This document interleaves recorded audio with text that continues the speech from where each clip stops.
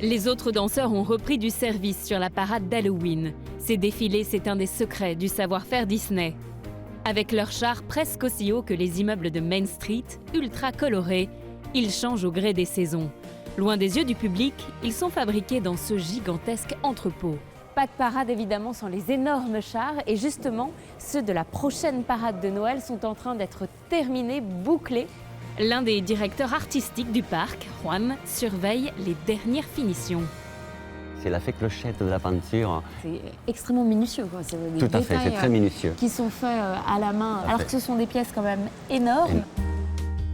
Ici, les chars sont créés de A à Z, depuis la soudure du châssis jusqu'aux plus petits détails de la décoration.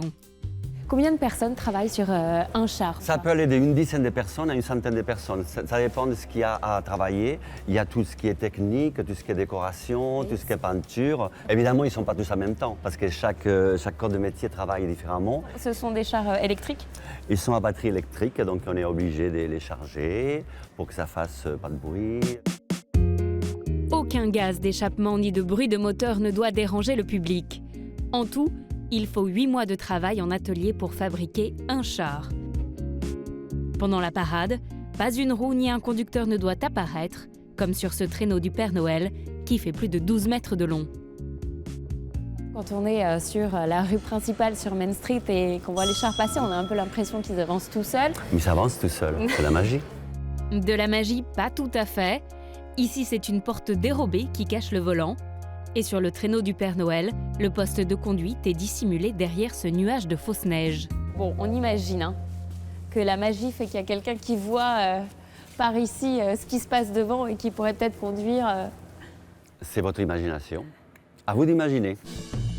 Juan est habitué à garder les secrets. Cet ancien danseur de ballet madrilène fait partie des piliers de la maison. Vous êtes danseur. Oui. Vous êtes à Disney depuis longtemps. Oui, ça fait 18 ans. 18 ans. Donc vous avez commencé en faisant des chorégraphies pendant les parades. En dansant. Et puis, jusqu'à devenir metteur en scène. Voilà, c'était mon rêve d'être devant et maintenant je suis derrière, mais il faut que les gens soient devant. Pour la troupe de Juan, le compte à rebours est lancé.